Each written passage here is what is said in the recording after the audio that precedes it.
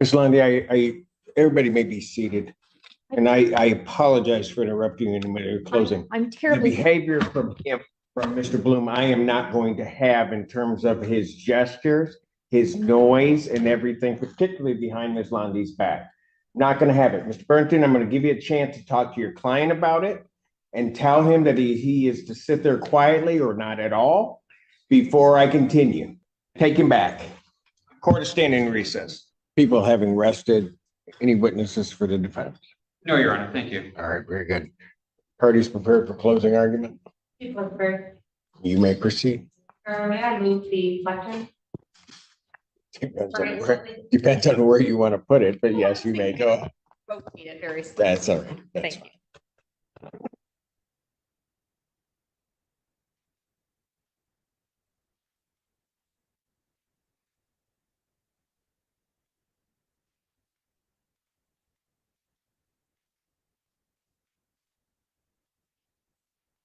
Good afternoon. When we started this morning, I let everyone know what I expected the evidence would show. Started talking about that Rocky Isley was a nurse working in the jail, and on that date, the defendant was incarcerated in the jail.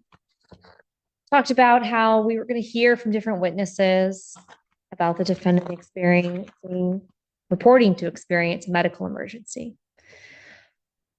We've heard from 3 different witnesses. First, from Officer Naveen, talked about how that was his assignment that day. The defendant had been upset that day. He talked about how he was upset even earlier in the day. He understood that the defendant was upset about something that had happened before Officer Naveen had even gotten there that day. We heard that he cannot ignore anyone's request for a medical emergency. Because Officer Naveen, Officer Tweedale, and Nurse Rocky Isley have a responsibility to make sure that the people in the jail are safe. That's their job. The corrections officers are there to make sure that the folks who are in the jail are okay. They don't make the decisions about who goes there. They don't make the decisions about who leaves. Their responsibility is safety. Officer Naveen is talking about how he checks every 15 minutes, make sure the people that are in his cell block are okay. He talks about how he makes sure Mr. Bloom is okay. Nurse Rocky tells you about how it's his responsibility when someone says they're experiencing a medical emergency. He doesn't care how old they are. He doesn't think something's more or less likely based on their age. He doesn't think something's more or less likely based on who they are. He is there to make sure they are okay. Officer Tweedale is the one who speaks to the defendant and says to him and gets him to calm down enough to be medically evaluated. Why? Because it's his job. That's his job. He's got to find a way to communicate with each person to help them. Nurse Rocky, I'm sure everyone has experienced a nurse who made you feel safe, who made you feel cared for and listened to.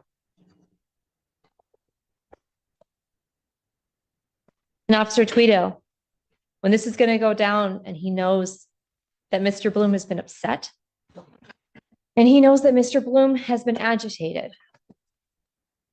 He told you how he levels his hand above the food slot door just in case. Why would you do that? Just in case. Safe. But the only person out of these 4 men who didn't care about the safety of another person was the defendant. You're going to get jury instructions in a few minutes that display for you and educate you that the law does not allow sympathy nor prejudice to influence when you are making this decision. You should not be prejudiced against the defendant because he was incarcerated. And nor should you be sympathetic to him because he was incarcerated. The law requires an examination of the facts. And the facts are simple. The facts are the defendant was in the jail in Washtenaw County. The facts are that the defendant said he was having a medical emergency. The facts are that earlier in that day, he'd been very upset. He was not allowed to get out of his cell. The facts are that he was a level 1 security. The facts are that he had to be medically evaluated through his food slot. And the facts are that when he was being medically evaluated, he yanked his arm back in that food slot, and that slammed Rocky Isley into his wall, or into his door, rather. Now, I can't tell you what defense argument there might be, but I will tell you that you've seen a video, not my favorite angle. You've seen medical records, and you've got a copy of Rocky Isley's own statement that he made on May 31, the day after this happened in the night, about what happened. Everyone has a right to be safe at work. Everyone has a right to be safe at home. All of the witnesses that you've heard from today helped to keep the defendant safe at his home. His home he didn't choose. He didn't choose to be in the jail, but that's where he was. Each of those men told you how they made a choice to keep him safe, despite his behavior, despite his influence. Stop for a moment. I'm sorry, I apologize. Mr. Take the jury, please. I'm so sorry, Your Honor. No, it's not you. It's not you. Take the jury, please.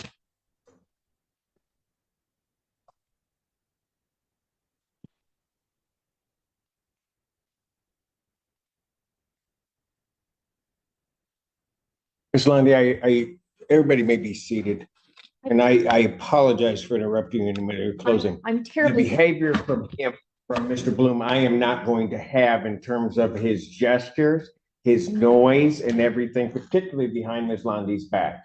Not going to have it. Mr. Burnton, I'm going to give you a chance to talk to your client about it and tell him that he is to sit there quietly or not at all before I continue.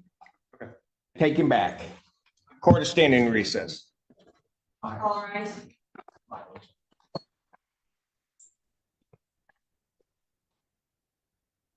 The United District Court of County, Washington State of Michigan is now back to session. The Honorable Judge Jay Simpson.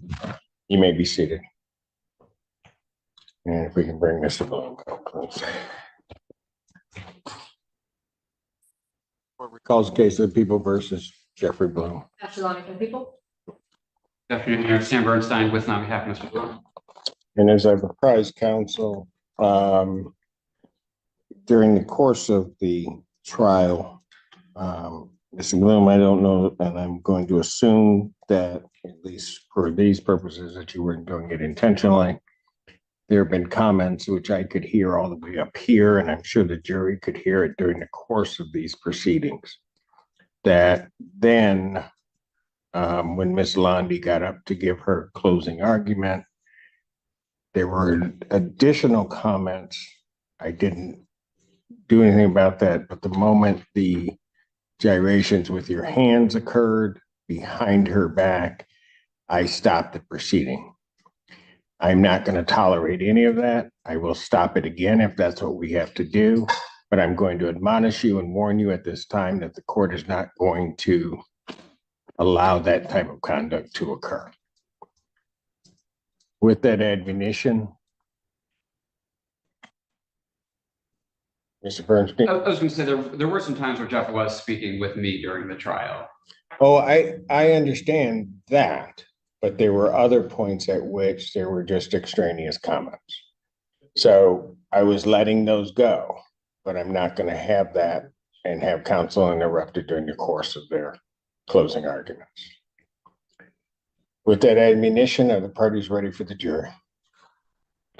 Your Honor, I also understand there's been information given to the jury that. Correct. Yes, for the purposes of the record, I did inform counsel. So at no, that the jury did not take that in any way to be applicable either to Mr. Bloom or to the people, because I had stopped Ms. Lundy in the middle of her closing argument. And I had indicated that they are not to take any delay or interruption by the court.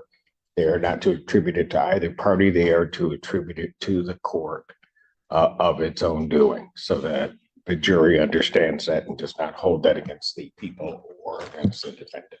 Thank you, Your Honor. I am ready to proceed. Is the defense ready? I am ready, Your Honor. All right, let's bring the jury.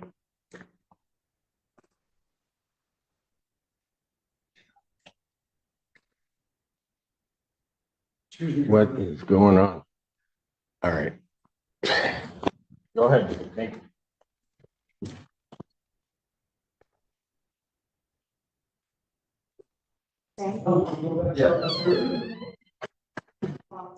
Still hot mic.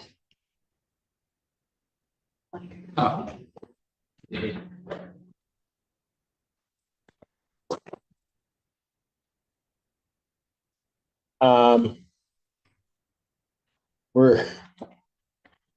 Is he ready to, what's? Pardon? I don't think he wants.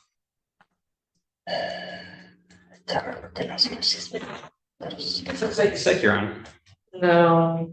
Yeah.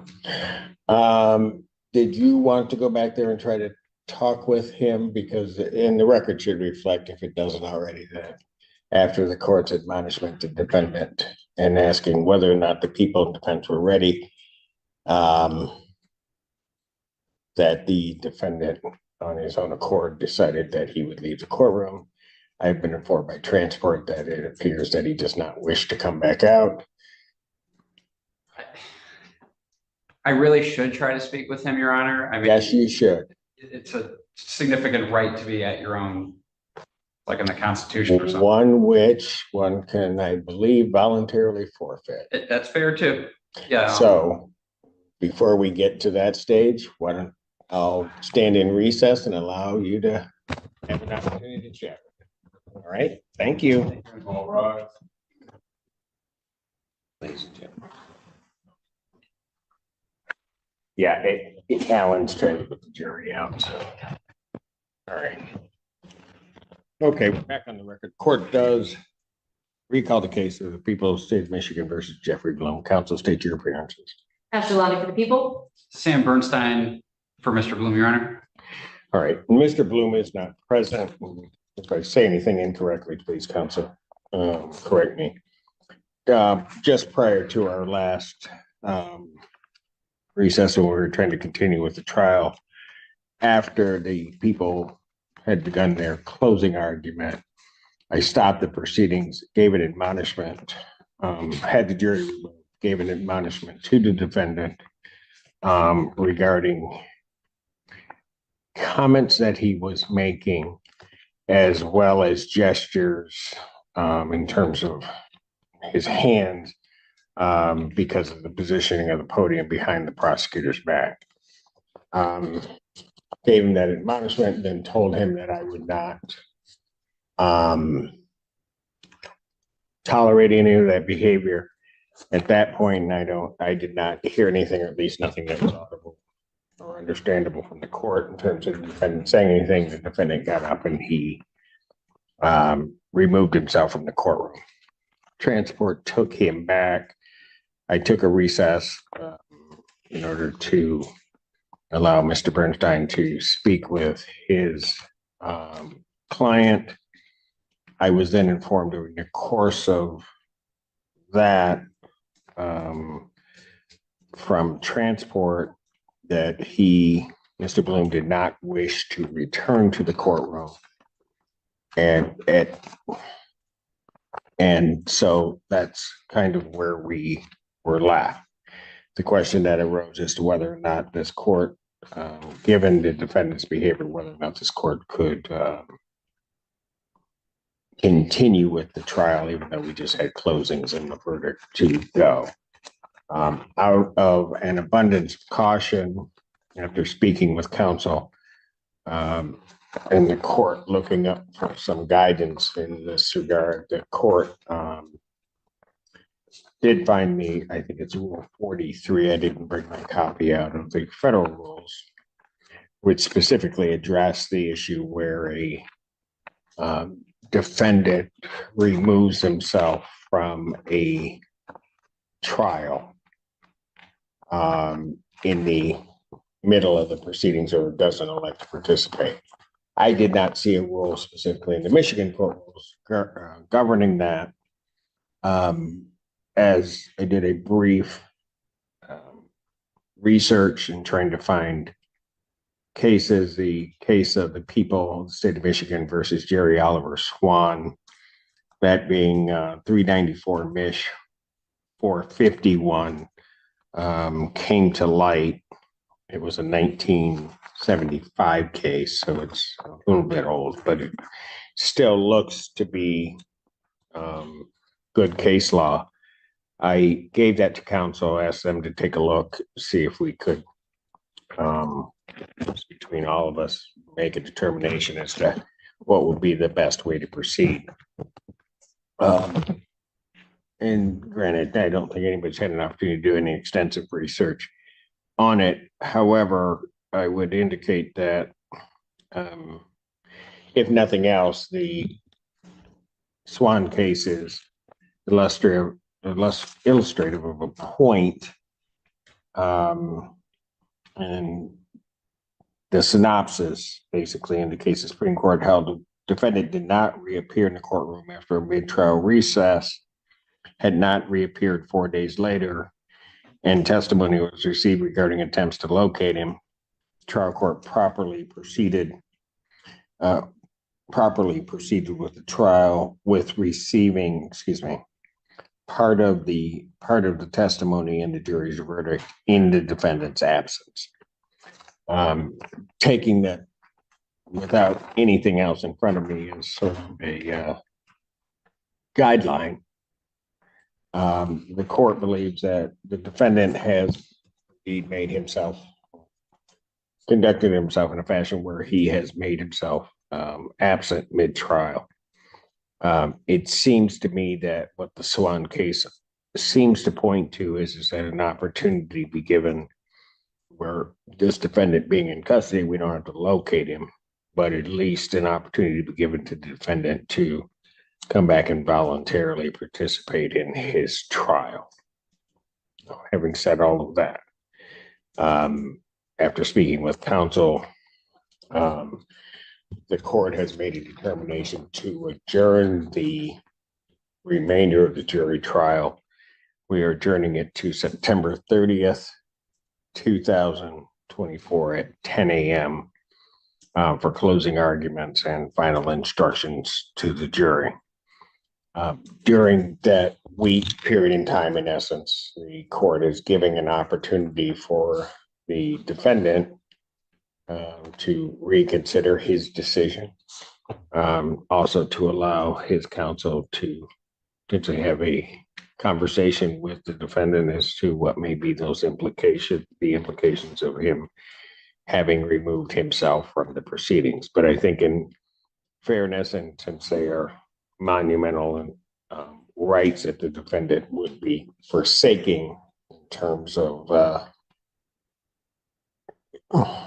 leaving his trial, the court thinks that it would be prudent for the court to do so. That was long, however. Either counsel have anything to add or to say contrary to what the court has indicated on the record? Nothing contrary, Your Honor. Neither for me, Your Honor. All right, very good. And I do appreciate both counsel being patient as the court was trying to think through this and also participating in trying to find something that would guide us. It was really truly appreciated on this court's behalf. So this matter is adjourned to September 30th, 2024, 10 a.m. for continuation of the jury trial. Thank you. Thank you, Your Honor. I should, don't go off yet. I should also note one other thing. The people had requested that I give to the jury an instruction to not talk to anybody, same instruction that I had given them during the opening statement. but just to reiterate that to them. And the initial thought was to bring them back out, give them that instruction, and then have them go. And I think it was correctly pointed out that Mr. Bloom not being present here may send some signal to the jury.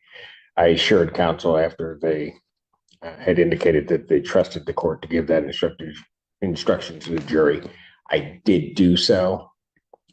They each acknowledged that they understood that instruction before leaving. So Thank you, Barbara. That's accurate. People wanted to be sure that they very understand that those, not talking to people and all those risks do continue during this adjournment. I appreciate that. Thank you. thank you, folks. I think that's it. 14A stands adjourned. Before this case is closed, what's your verdict? Did justice truly prevail, or is there something the court missed?